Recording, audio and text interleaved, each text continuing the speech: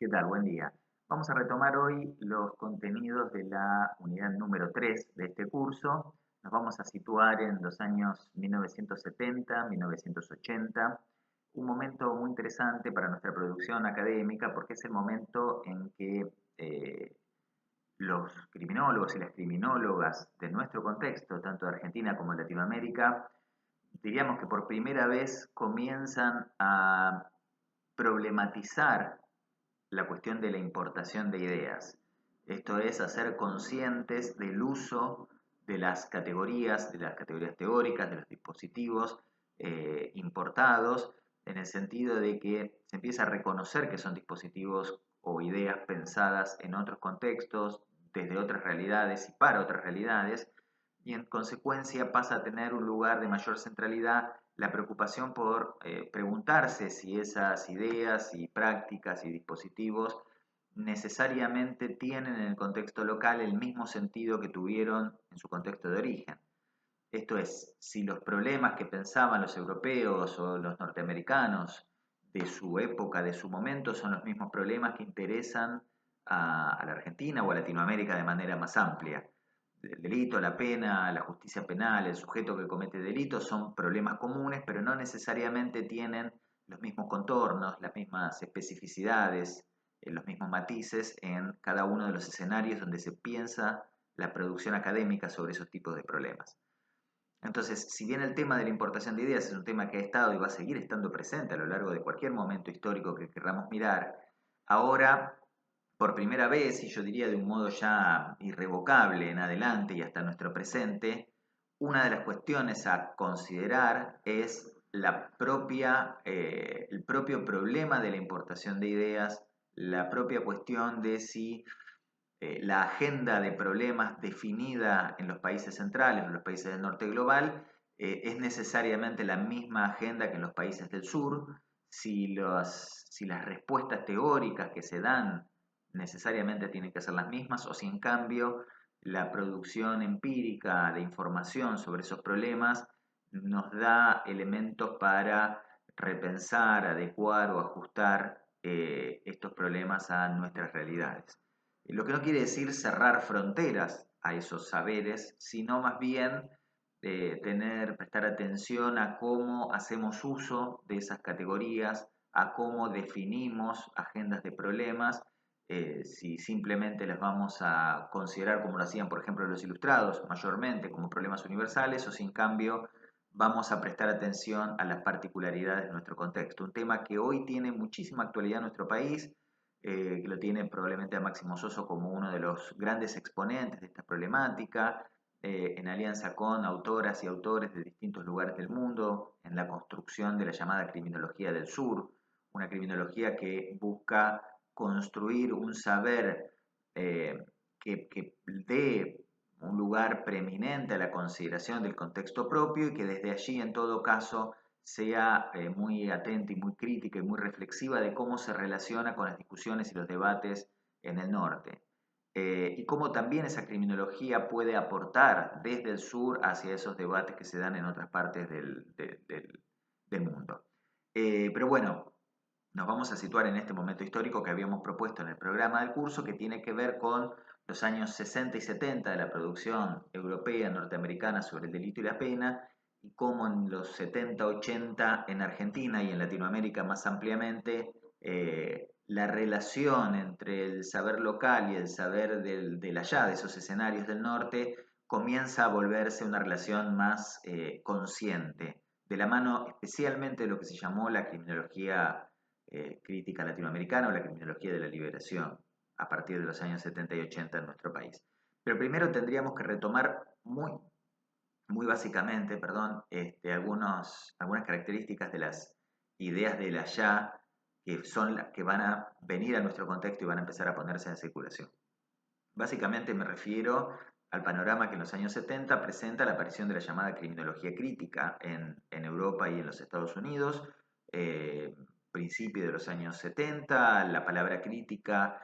fuertemente asociada a las ideas de la escuela crítica, de la escuela de Frankfurt, con autores como Adorno, Horkheimer, entre los representantes más más importantes de ese momento y que van a servir, van a ser recuperadas por un conjunto de criminólogos que desde fines de los 60 y principios de los 70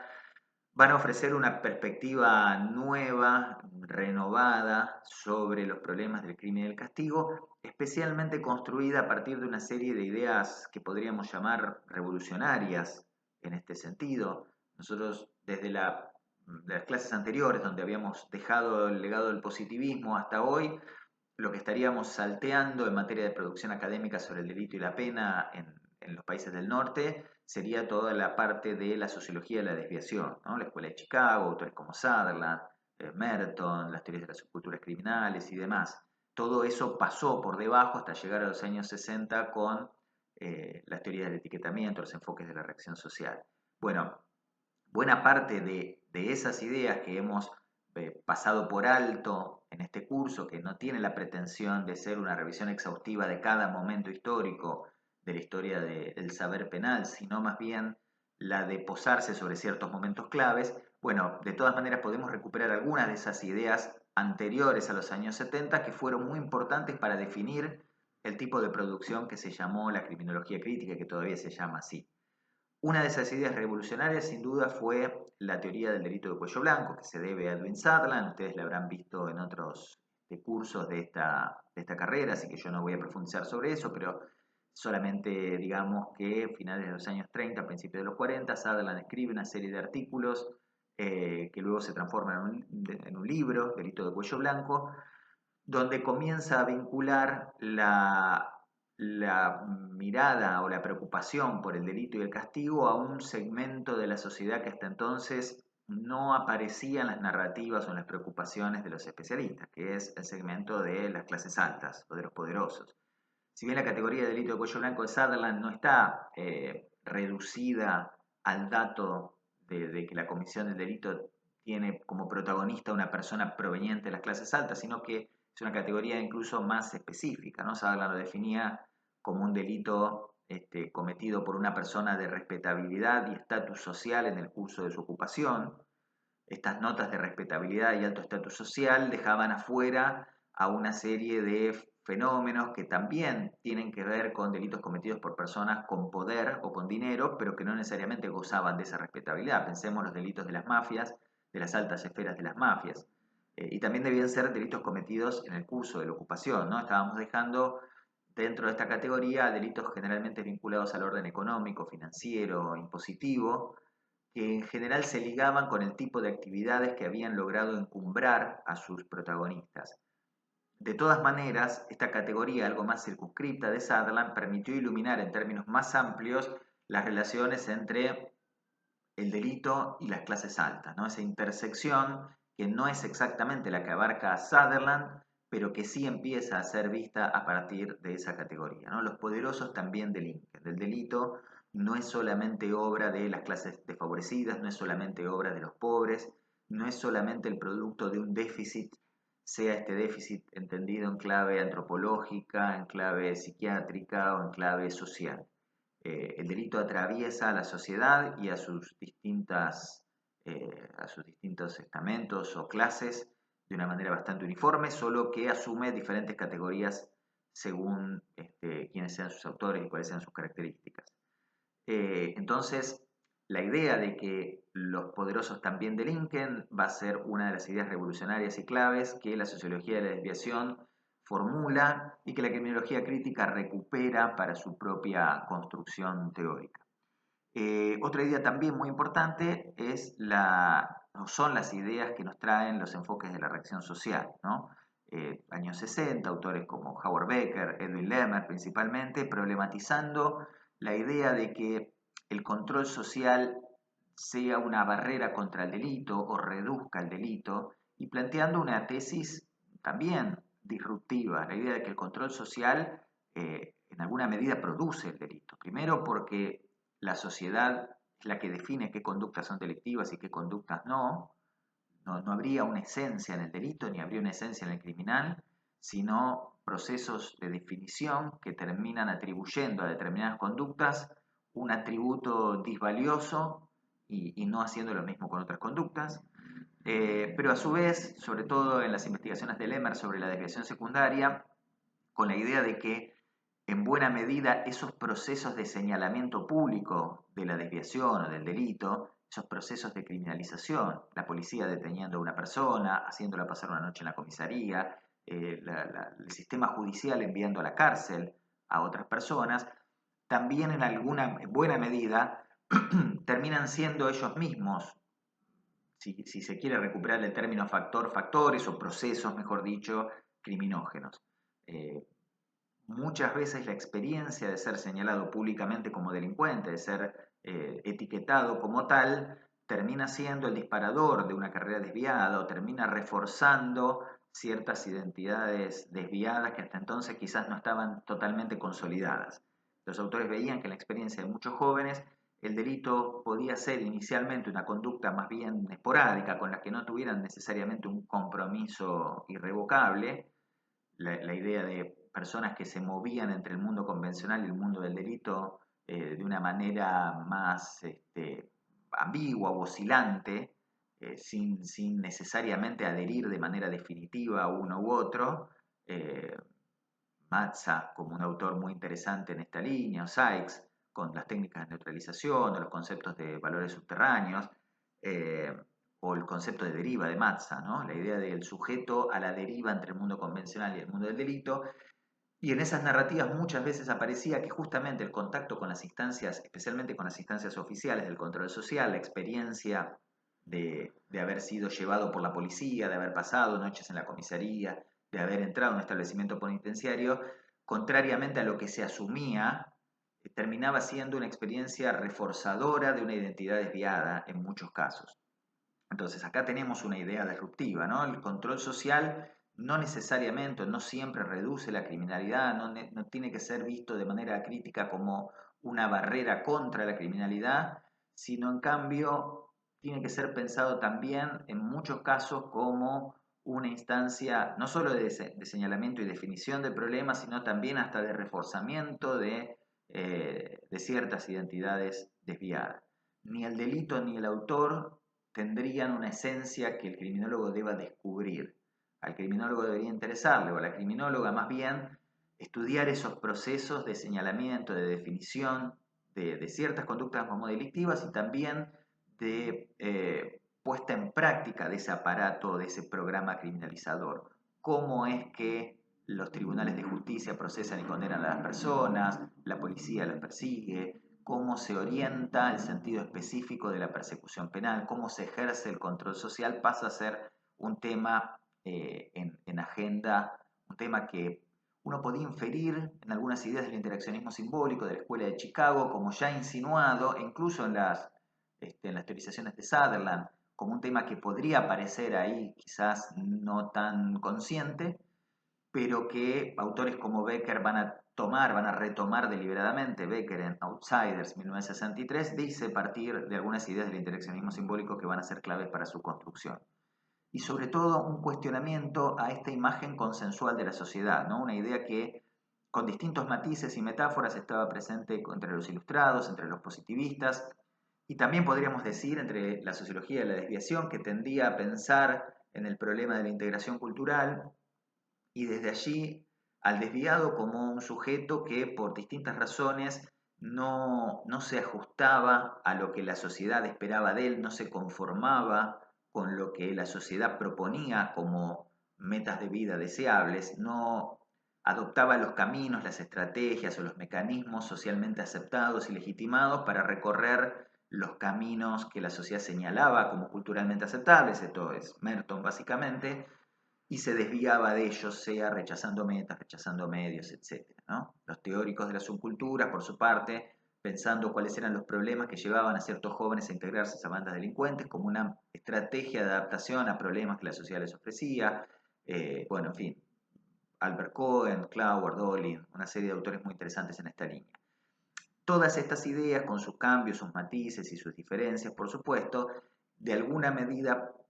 venían a presentar una imagen de la sociedad más bien consensual, ¿no? La sociedad estaría de acuerdo en torno a una serie de valores nucleares, había ciertos individuos que por distintos motivos se apartaban de ese escenario, de esas reglas, y la criminología venía a estudiar por qué estos sujetos se apartaban y qué se podía hacer para reintegrarlos o reinsertarlos a la sociedad. Estas ideas se ponen en crisis en los años 60 de las manos de distintas vertientes, ¿no? Sociología del conflicto, etcétera, pero principalmente aparece con los enfoques de la reacción social la idea de que la sociedad o las sociedades son múltiples, son plurales y en ellas conviven grupos de interés que tienen distintos sistemas de valores, distintos códigos de conducta, que creen en diferentes cosas y que en todo caso disputan en el escenario de la sociedad más amplia por lograr trasladar a esa sociedad más amplia sus propias perspectivas, sus propios sistemas de valores. Esta idea de la sociedad fragmentada, plural, conflictiva, donde el orden social no es uno solo, aceptado por la mayoría y rechazado por los desviados y los delincuentes, sino que es un orden que por un lado es construido por las personas y especialmente por los grupos sociales que disputan día a día las reglas de ese orden y sobre todo es un orden contingente. Sus reglas están siendo construidas y reconstruidas en la interpretación y en la aplicación cotidiana a partir de estas tensiones entre los grupos que eh, no se limitan a aprender ciertas reglas y cumplirlas, sino que de diferentes maneras renuevan o no esos consensos sobre ciertas reglas, ponen en discusión otras reglas, los disputan continuamente. Si nosotros miramos nuestro contexto inmediato en Argentina y seguramente en otros países de Latinoamérica y probablemente en el mundo, nos vamos a encontrar con numerosos ejemplos de grupos sociales en el espacio público, en las calles, en las redes sociales, disputando cotidianamente el valor o no de determinadas reglas. En Argentina, años atrás, tuvimos un ejemplo muy elocuente de esto en torno a la discusión sobre la criminalización del aborto y movilizaciones entre dos grupos sociales, identificados incluso con colores, pañuelos verdes, pañuelos celestes. Seguramente hay muchísimos otros ejemplos, tanto en Argentina como en otras partes del mundo, de cómo el orden social parece ser dinámico y constantemente negociado y en conflicto por diferentes grupos, más que un orden establecido, pétreo, inamovible, como en líneas generales tendía a presentarla esa criminología anterior a los años 60. Eh, entonces, me parece que esos dos grupos de ideas, la idea del delito de los poderosos por un lado y la idea del orden social como más complejo, plural y en constante disputa, son dos ideas centrales para la criminología crítica que básicamente va a plantear un cuestionamiento a ciertas premisas que son premisas muy enmarcadas con el ideario del positivismo criminológico, pero no siempre totalmente abandonadas por la sociología de la desviación. La premisa de la patología en la desviación, esta idea de que el comportamiento criminal es un comportamiento patológico o por lo menos deficitario. eh, por un lado, el señalamiento de que las clases poderosas también cometen delitos ya nos pone en crisis esa idea de que el delito obedezca necesariamente a un déficit, pero también si nosotros adoptamos la perspectiva del actor, como nos invita a hacerlo en los enfoques de la reacción social, el comportamiento desviado respecto de la sociedad más amplia, ¿no? Lo que la sociedad considera desviado desde la perspectiva del autor, adquiere una racionalidad. Esto no quiere decir que esté bien ni que esté mal, sino que el autor tiene un motivo para actuar como lo hace. Entonces, cuando uno adopta la perspectiva del autor, puede entender cuál es la racionalidad que el autor le da a su acto, cómo lo explica, cómo lo justifica, cómo lo hace aceptable para sí y cómo de esa manera se autopersuade de su derecho a hacerlo, ¿no? Las técnicas de neutralización de Sykes y Matza, ese artículo tan interesante del año 58, es un buen ejemplo de esto. En los años 70 quizás se acentuará la idea de que el acto desviado no solo no es patológico, sino que incluso muchas veces es un acto político. Es un acto de una disrupción consciente, deliberada, contra un orden social que se considera injusto. También un cuestionamiento al delito común, a la idea de que el delito común tenga la centralidad en términos de daños sociales que la narrativa tradicional de la criminología le venía atribuyendo. El delito común ha estado en el centro de la agenda de la criminología hasta los años 50, sin lugar a dudas, especialmente con el positivismo, el problema de las clases peligrosas.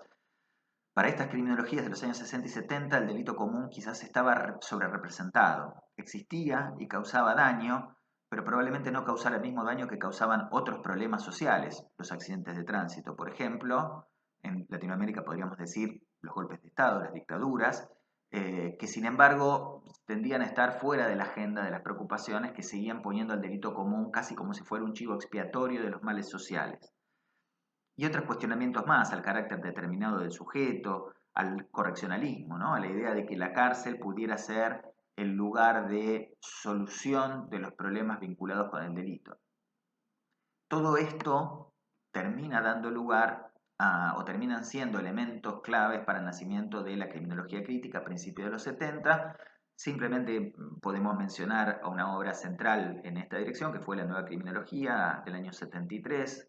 con tres autores británicos, Walton, Taylor y Young. Young, muy importante, no solo en este libro, sino en lo que vendrá en los años 80 y 90, un libro clave para la criminología crítica, un libro que podríamos considerar fundacional, que más que un libro de teoría es un libro de cómo construir una teoría crítica sobre los problemas habituales de la criminología. Cómo construir, ellos dicen, una teoría plenamente social de la desviación, y al decir plenamente social se refiere a una criminología no contaminada con los residuos positivistas o biologicistas de fines del siglo XIX y principios del siglo XX.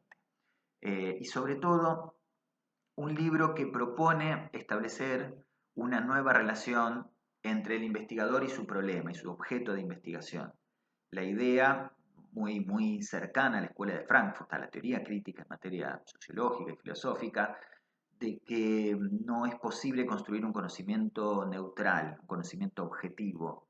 Todo conocimiento está atravesado por la subjetividad del sujeto que conoce.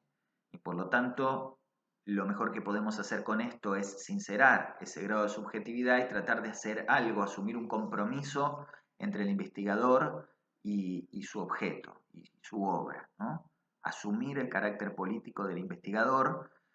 y desde allí recuperar esta idea que estaba, por supuesto, en el pensamiento de Marx, que es recuperar el vínculo entre teoría y praxis. Producir conocimiento para la práctica, producir conocimiento para la transformación, un conocimiento que no sea puramente intelectual en un sentido estático, sino que contribuya a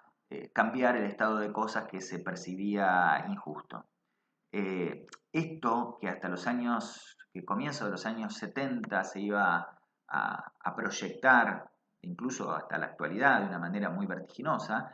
tuvo también su etapa de cierta autocrítica, porque ya a mediados de los 70, a partir de una crítica de Elliot Curry, a partir de un artículo de Joe Young,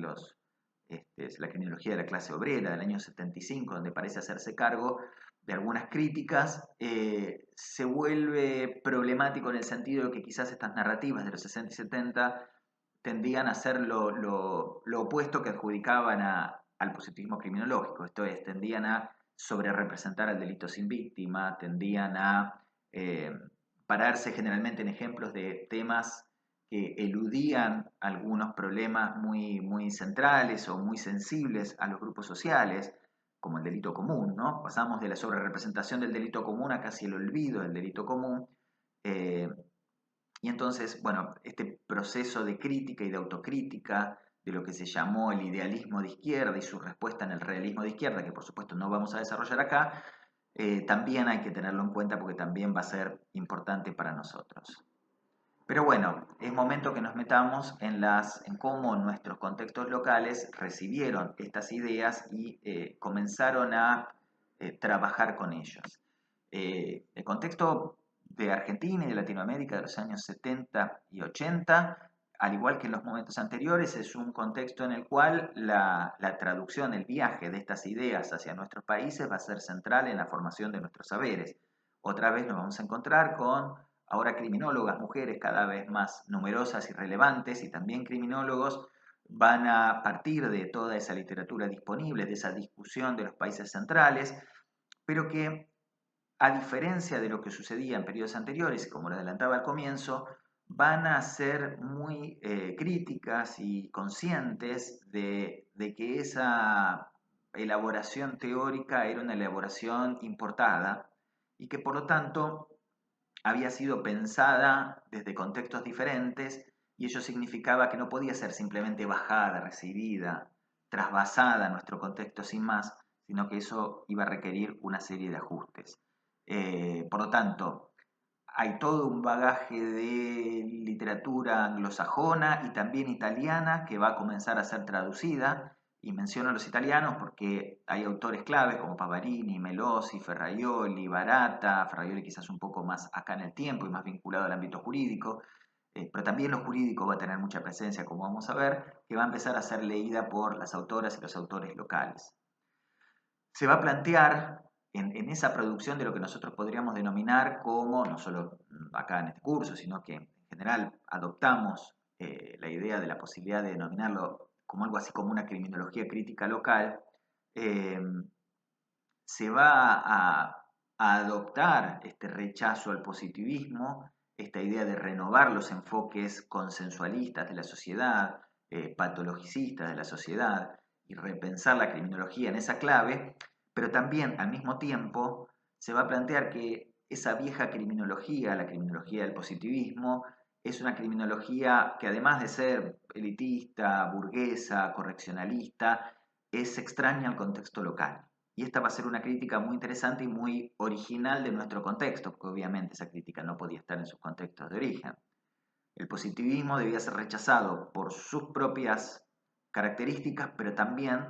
porque no se acomodaba a las realidades locales, ¿no? Quizás hay una exageración acerca del modo en que los positivistas argentinos, esto lo vimos en la clase pasada, habrían simplemente trasladado las ideas del positivismo criminológico italiano.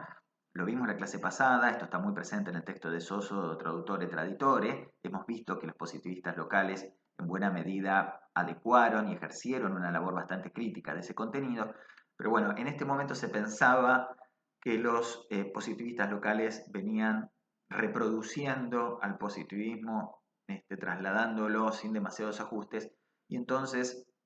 la crítica a ese positivismo era no solo por sus características, sino también por el modo en que era recibido. Eh,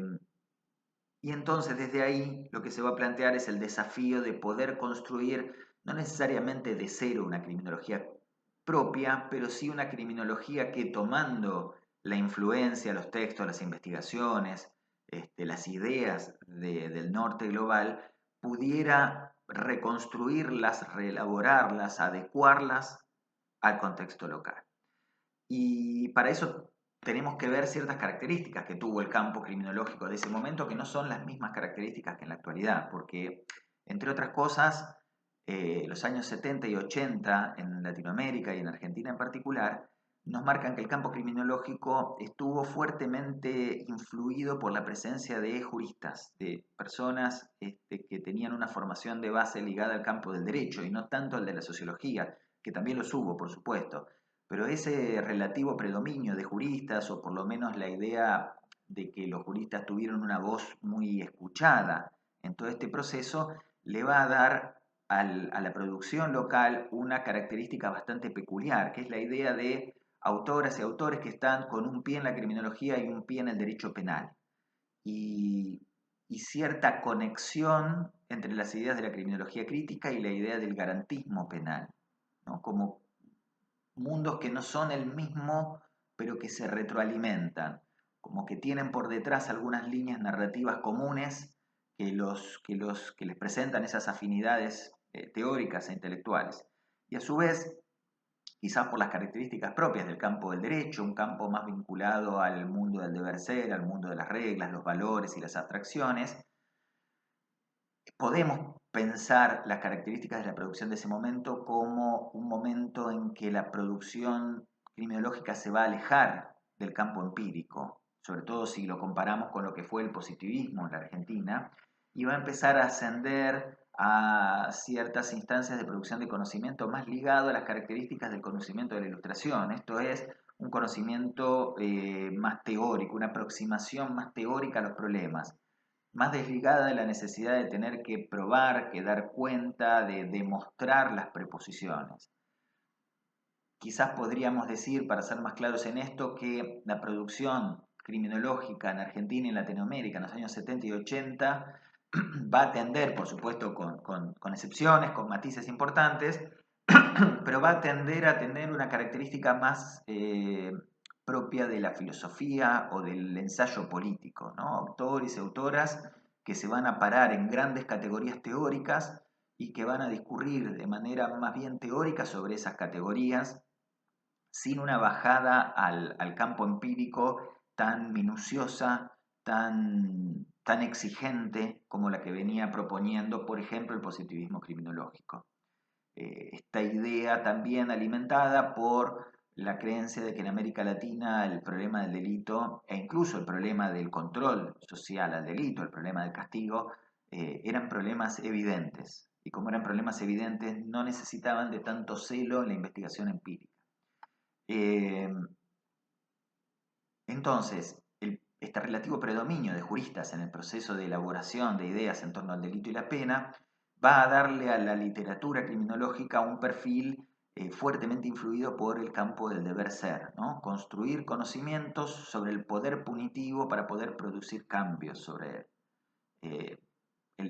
las influencias ya dijimos cuáles eran, las del labeling approach, las del delito de cuello blanco, pero fuertemente vinculados a estas nociones teóricas.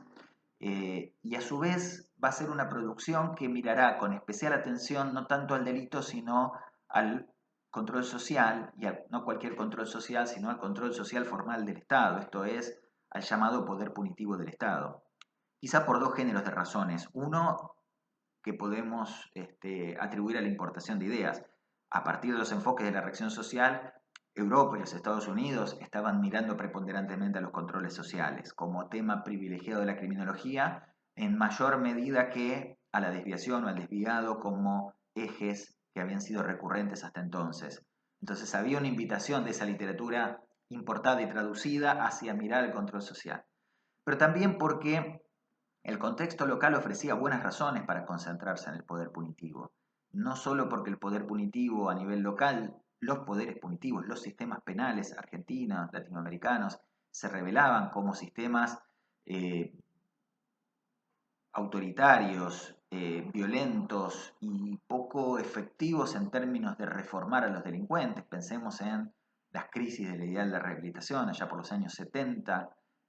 sino también por la particularidad de nuestro contexto que estuvo dada por las experiencias dictatoriales en la Argentina y en buena parte de los países de Latinoamérica en los años 70 y 80. Esto generaba también una mirada de fuerte crítica, desconfianza y hasta lucha contra los poderes punitivos establecidos que asumían estas formas dictatoriales y en consecuencia pasaban a formar parte de la agenda de problemas de la criminología. El terrorismo de Estado, la violencia política, la violencia policial, la violencia institucional pasarían a ser ejes por razones muy propias de nuestro contexto. Decíamos entonces que la producción que estos criminólogos, criminólogas y juristas van a comenzar a elaborar a partir de la influencia de los enfoques de la reacción social, la influencia de la criminología crítica, pero también de la mirada mucho más consciente sobre el propio contexto y que iba a estar dirigida principalmente al poder punitivo, a los sistemas penales, eh, iba a estar, eh, iba a tener la característica de vincularse menos con el campo empírico que con la producción más bien teórica o intelectual. Nos vamos a encontrar con mucha frecuencia con ensayos que discurren sobre categorías teóricas, quizás usadas de un modo un poco más liviano, en el sentido de menos rigurosamente apegado al campo empírico, ¿no? Porque también las claves teóricas viajarían, ¿no? Y a partir de acá nos vamos a encontrar con obras que invocan nociones como la teoría de la dependencia, el concepto de hegemonía, el colonialismo, el neocolonialismo, que van a ser importadas y van a ser puestas en circulación a nivel local para tratar de explicar nuestros propios problemas, pero poco referenciadas con el campo empírico propio. Entonces se produce también una cuestión que es bastante interesante de pensar, cómo la vocación de mirar los problemas locales no impide que esos problemas locales sean vistos con ciertas lentes que también son importadas, como la teoría de la dependencia o el concepto de hegemonía, ¿no? Es difícil terminar de desligarnos completamente de esa idea. Quizás había una mirada interesante de recuperación de lo propio, de las particularidades del contexto local desde el punto de vista del objeto que teníamos que mirar. Se privilegiaban nuevos objetos que en Europa o en Estados Unidos, quizás por razones obvias, pasaban más de largo, pero los métodos o las maneras de aproximarnos a esos objetos, las categorías teóricas de las cuales se los observaban, eran categorías que no dejaban de ser categorías que también recibíamos y poníamos en circulación aquí. Eh, Algunas autoras y autores que fueron relevantes de este periodo y que también están dentro, algunos de cuyos trabajos están dentro de la bibliografía que les hemos propuesto. Lola Nilla de Castro, una autora venezolana, profesora de la Universidad de Zulia, fue la primera en crear una maestría de criminología en América Latina. Fue también directora de la revista Capítulo Criminológico, fue autora del primer libro de criminología crítica en nuestro contexto, la criminología de la reacción social, y sobre todo eh, Lola Nillar de Castro fue una de las grandes abanderadas de esta idea de construir una criminología latinoamericana, a la que quiso llamar criminología de la liberación, ¿no? Esta idea de que la palabra crítica que usaban los criminólogos y las criminólogas en Estados Unidos y en Europa era una palabra todavía muy vinculada a una operación más bien intelectual. Pareciera que lo crítico estaba menos vinculado a la praxis, a la transformación de las cosas, y en consecuencia la palabra liberación vendría a denotar un ejercicio más revolucionario, más relacionado con una vocación de cambio y de transformación de la realidad, un contenido más político. Entonces, podemos decir que la versión local de la criminología crítica fue o intentó ser esta llamada criminología de liberación, donde la palabra liberación busca acentuar la necesidad de que el conocimiento teórico esté al servicio de producir cambios. Eh, Otro autor destacado en nuestro contexto es Zaffaroni, Raúl Zaffaroni, un autor muy interesante y muy complejo que siempre se ha movido entre los mundos del derecho penal y de la criminología también. En los años 80 se involucra fuertemente en el campo de la criminología a partir de algunos libros muy interesantes como Política Criminal Latinoamericana, Criminología, Aproximación desde un margen, En busca de las penas perdidas, libro que establecería un diálogo con otros autores y autoras de la época a partir del encuentro con las penas perdidas, una serie de artículos donde otros autores y autoras van a proponer discusiones con Zaffaroni. Pero bueno, también en Zaffaroni encontramos un autor que propone no empezar de cero, sino partir de la producción intelectual realizada en otros márgenes y en todo caso poder efectuar ejercicios de ajuste al margen propio, ¿no? Poder emplear esas categorías construidas en el afuera para poder luego acondicionarlas, ajustarlas, adecuarlas a las particularidades del contexto local. Y quizás también por esta formación de Zaffaroni como jurista, una relativa distancia con el campo empírico, no porque no lo mirara, sino en el sentido de quizás no sentirse tan apegado a la necesidad de producir investigaciones que tuvieran un celo y un rigor tan acentuado como el de los positivistas criminológicos italianos y argentinos tuvieron en su momento, sino más bien con con un acercamiento, perdón, a esos problemas mucho más desenvuelto en un plano teórico e intelectual. Zaffaroni es uno de los que trabaja en esta línea de la teoría de la dependencia, del neocolonialismo y sobre todo construye fuertes discursos de deslegitimación del poder punitivo, señalando la selectividad del sistema penal, la vulnerabilidad de ciertos sujetos al mismo, donde se puede ver la influencia de buena parte de la producción de los enfoques de la reacción social. Rosa del Olmo, como otra autora también muy importante, ella socióloga y en este sentido un perfil distinto a los que veníamos viendo hasta ahora, una socióloga venezolana muy cercana a la producción inglesa en materia criminológica, pero otra vez, una autora que consciente de la necesidad de adecuar los saberes sobre el crimen y el castigo a nuestro propio contexto, propone esta idea de deformar los conceptos traídos desde la afuera, ¿no? Deformar los conceptos hasta darle un sentido, hasta lograr que adquieran un sentido propio del contexto local. Rosa del Olmo fue sin dudas una voz crítica sobre la necesidad de producir información empírica. En este sentido, un color distinto, una voz diferente dentro del concierto que veníamos generalizando por razones obviamente explicativas que siempre tienden a cierta simplificación. En Rosa del Olmo vemos desde su rol de socióloga una mirada más atenta a la necesidad de no perder contacto con el campo empírico, porque también el campo empírico es el que nos ofrece las particularidades del propio contexto. Entonces uno podría decir hoy, hay algo que rescatar de aquella producción académica de los positivistas, más allá de que podamos rechazar, si nos situamos en este último momento, sus proposiciones teóricas, el modo que construyen su objeto, dónde ponen la lupa, de qué manera miran los problemas, aun cuando no estemos identificados con esa literatura, la preocupación por el campo empírico, la búsqueda de particularidades, el desafío, la mirada crítica sobre las tesis que vienen de la afuera en función de cómo explican o no los problemas tal como se presentan en nuestro contexto local, es una faceta, es una dimensión que podemos tener en cuenta también. En los años 80 nos vamos a encontrar en nuestro país con el regreso de la democracia y a partir del regreso de la democracia un cierto optimismo, una cierta fe en la posibilidad de producir transformaciones democráticas en los distintos ámbitos de la regulación estatal, los distintos ámbitos institucionales de la sociedad, entre ellos el campo de lo penal. Y a partir de allí, a partir también de la influencia de los juristas, la idea de que se pueden, sin necesidad de producir cambios revolucionarios, producir pequeñas modificaciones, modificaciones legislativas, modificaciones de diseño judicial para lograr producir cambios en las formas en que el Estado define y castiga a los delincuentes, persigue a los desviados, actúa sobre las personas ejerciendo un control social formal. Especialmente en este momento, en los años 80, con la primavera democrática,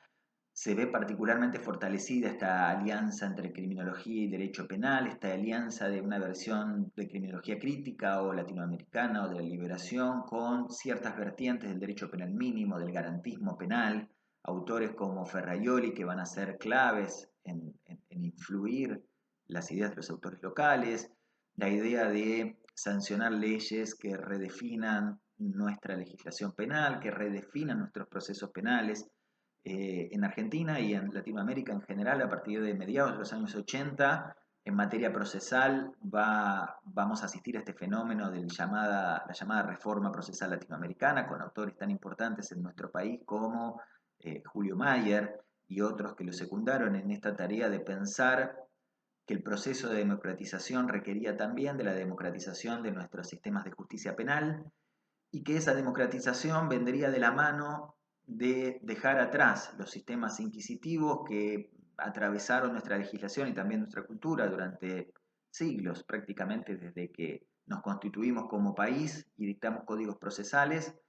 que siempre fueron o siempre tuvieron o tendieron a tener en general la fisonomía, las lógicas de funcionamiento heredadas de la colonia española o de los códigos copiados a España incluso,